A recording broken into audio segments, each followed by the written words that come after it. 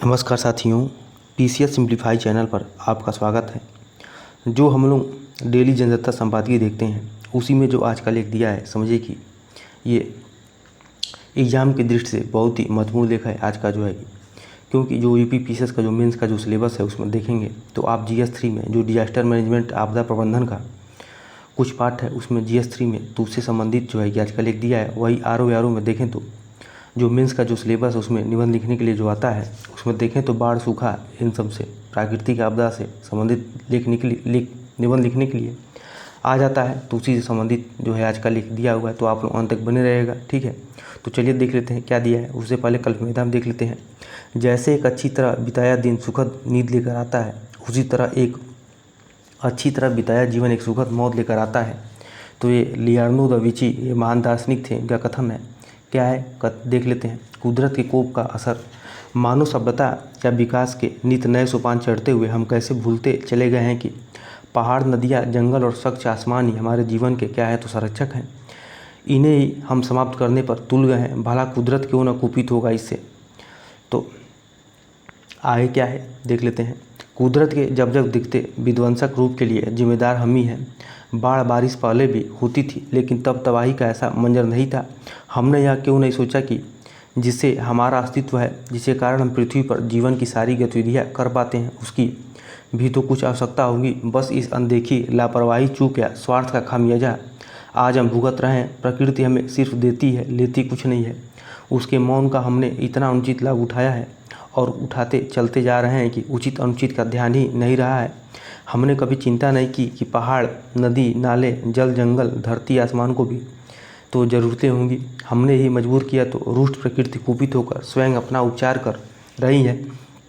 यह क्रिया सतत चल रही है। मानव ने सभ्यता और कथित विकास का मुखौटा क्या ओढ़ा, अपनी प्रकृति की इकाइयाँ तय की, प्राकृतिक संसाधनों का उपयोग स्वार्थ के लिए करना शुरू किया। तो देखिए यहाँ पे लेखक कितनी अच्छी बात कह रहा है कि मानव ने सभ्यता और कथित विकास का मुखौटा क्या ओढ़ा, अपनी प्रगति की इकाइयाँ तय की, प्राकृतिक संसाधनों का उपयोग स्वार्थ के लिए करना शुरू किया और विकास का छलावा देकर धरती, नदियों, जंगल, पहाड़ से लेकर आसमान तक के विरूपण का हथकंडा क्या अपनाया। प्रकृति अपने संतुलन खो बैठी। हम भूल बैठे कि जिस तरह हम रोज़ श्रृंगार करते हैं, तरोताज़ा रहने के लिए अनेक गतिविधियाँ करते हैं, प्रकृति का भी तो वही ज़रूरत है। पहाड़, जंगल, नदियाँ इसके क्या है तो देखें तो आभूषण है, ठीक है। पहाड़, जंगल, नदियाँ इसके क्या है तो आभूषण है। मानव सभ्यता या विकास के नित नए सोपान चढ़ते हुए हम कैसे भूलते चले गए हैं कि पहाड़, नदियाँ, जंगल और स्वच्छ आसमान ही हमारे जीवन के संरक्षक हैं। इन्हें ही हम समाप्त करने पर तुल गए हैं। भला कुदरत क्यों न कुपित हो, ठीक है। तो देखिए यहाँ पे लेखक जो है कि प्रश्नवाचक पूछ रहा है, तो आप लोग ऐसे जो निबंध लिख रहे हैं इसमें 3 तरीके से आप शुरू कर सकते हैं। या फिर प्रश्नवाचक से इंट्रो में शुरू कर सकते हैं, या फिर कोई कहानी हो आपको आ रहा हो, कोई कहानी याद आ रही हो, कहानी बनाई गई हो, उससे आप लोग शुरू कर सकते हैं, या फिर कोई कोटेशन है उससे शुरू कर सकते हैं। तो देखिए यहाँ पे लेखक ने प्रश्न पूछा है कि इन्हें समाप्त करने पर तुल गए हैं, भला कुदरत क्यों न कुपित हो। तो इस अनदेखी या जाति की कीमत क्या है। तो आज समुच्ची मानवता किसी न किसी रूप से में चुका रही है। हमारी बड़ी भूल है कि जिसे हम प्रकृति का विद्रूप समझते हैं, वास्तव में उसका तांडव और क्रंदन है। बीते कुछ वर्षों में उत्तराखंड के दोनों मंडलों में काफ़ी कुछ नया हुआ है। विकास के नाम पर कुमाऊं और गढ़वाल के शहरी और नीला पहाड़ी अंचलों में काफ़ी कुछ निर्माण कार्य हुआ है। चौड़ी सड़कों के लिए, कटते जंगल और पहाड़ से बिगड़ते संतुलन को लेकर काफ़ी आवाज़ें उठी। पर्यटन विकास के नाम पर शुरू की गई ढेरों जल और थल परियोजनाओं का असर भी दिखने लगा है। समूचे उत्तराखंड में भूमि, पहाड़, नदी, जंगल की तासीर पर ढेर रपटों और शोधों के बावजूद सरकारी उदासी और अनदेखी से जो लगता है कि इतना कुछ देखने, भोगने और जानने के बाद भी सरकारों के लिए बड़ी चिंता का विषय है। पश्चिमी घाट पर्वत श्रृंखला में बसा वायनाड, कर्नाटक, तमिलनाडु की सीमा पर है। चाय बागानों वाले इस बेहद लोकप्रिय पर्वतीय पर्यटन क्षेत्र में लगातार बारिश से इस जुलाई में दलदल कीचड़ से नरम हुई मिट्टी इतनी कमज़ोर हुई है कि अपना ही भार नहीं संभाल पाई। नतीजा ज़बरदस्त भूस्खलन के रूप में सामने आया। यहाँ भी पर्यटन की आड़ में देखें तो व्यावसायीकरण हुआ है। बड़ी संख्या में होटल और दूसरे अथाह निर्माण हुए हैं। इसी के चलते प्राकृतिक आपदाई है। जुलाई 2022 में पृथ्वी विज्ञान मंत्रालय की लोकसभा में दी जानकारी के अनुसार पिछले 7 वर्षों में केरल में देश के सबसे ज़्यादा भूस्खलन हुए हैं। कहाँ पर तो केरल में 2015 से 2022 के बीच 3782 भूस्खलनों में 2239 यानी लगभग 59.2% कहाँ पर आया है तो ये अकेले केरल में हुए हैं। इस अगस्त की बारिश का देश में कोई जगह कीर्तिमान भी बना।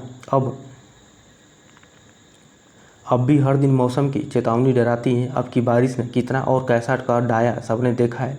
अनेक शहरों में घरों, दफ्तरों, स्कूलों, अस्पतालों तक में पानी भर गया। जगह जगह नावें भी चलानी पड़ी। छोटी छोटी नदियां, नाले ज़बरदस्त तूफान गए। कितनों लोग जिंदा बहे और बचाव दल भी कैसी कैसी मुसीबतों में उलझा, यह भी दिखा। इतना ही नहीं, भारी भरकम बड़े बड़े ट्रक, बस जैसे वाहन तक बहने लगे। देश में उत्तर पश्चिमी, पश्चिम और मध्य, पूर्व, पूर्वोत्तर, दक्षिण प्रायद्वीपीय क्षेत्र यानी कोई भी इलाका बारिश की बाढ़ से नहीं बचा है। विविधतापूर्ण पर्यावरणीय क्षेत्र वाला भारत, जहाँ ठंडे गर्म स्थान है, वहाँ एक बार कुछ अलग सोच भले बने, लेकिन विश्व के कई ठंडे क्षेत्रों की बदली स्थितियाँ रोंगटे खड़े कर देती हैं।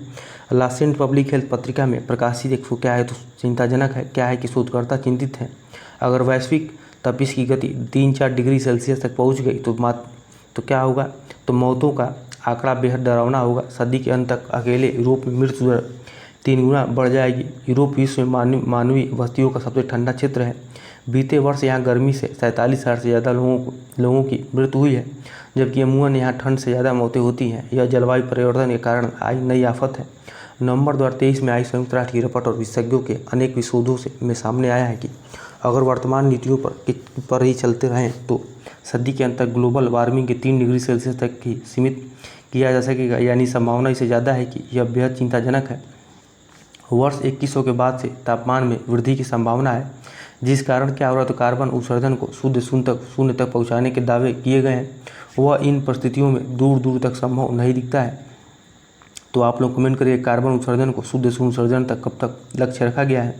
कितनी भी उम्मीदें लगा लें, पर पेरिस जलवायु समझौते के लिए निर्णय यानी महज 1.5 डिग्री तापमान के लक्ष्य को प्राप्त करने की संभावना मात्र 14% दिख रही है। वैसे भी 2023 वैज्ञानिक जानकारियों में विश्व का अब तक का सर्वाधिक गर्म वर्ष रहा है। सुकून इतना है कि बीते 2 दशकों में हमने अपने को गर्मी से बचाने के लिए कृत्रिम तरीके अपनाए हैं, वरना मौतों की संख्या 80% ज़्यादा हो सकती थी। जलवायु परिवर्तन से मानसून का पैटर्न बदला है। इसी का नतीजा है कि कम अवधि में एकाएक तेज और एक जगह बारिश होने लगी है। हालांकि बरसाती बारिश के आंकड़ों में ज़्यादा परिवर्तन नहीं हुआ है, लेकिन वर्षा जल के वितरण की असमानता से ही तेजी और एक ही जगह पर ज़बरदस्त बारिश जैसी परिस्थितियाँ बनी हैं। इसका मुख्य कारण क्या है? तो समुद्र का गर्म होना। गर्म लहरें गहरे बादलों का प्रणालियों में बादल ज़्यादा पानी लेकर चलते हैं। जहाँ थोड़ी प्रतिकूलता मिली वही बरसने लगते हैं। इस वायुमंडलीय अस्थिरता के लिए अनेक मानवीय कारण जिम्मेदार हैं। पहाड़ी क्षेत्रों का मौसम अस्थिर होने लगा है और बादल फटने की स्थितियाँ बनती है, जो संभलने का मौका भी नहीं देती। इस पर्यावरणीय असंतुलन पर अब हमें चेतने की क्या है तो ज़रूरत है। प्रकृति से निर्दयता और जंगल और ज़मीन का बेतरतीब दोहन ठीक नहीं है। पहले ही हम विकास के नाम पर बेइंतहा प्रदूषण पैदा कर चुके हैं। क्या हम फिर किसी प्रलय को निमंत्रण तो नहीं दे रहे हैं? क्या हम इसके लिए कितना तैयार हैं? ये प्रश्न उठने वाली बात है। ठीक है, क्या देख लेते हैं क्या दिया है।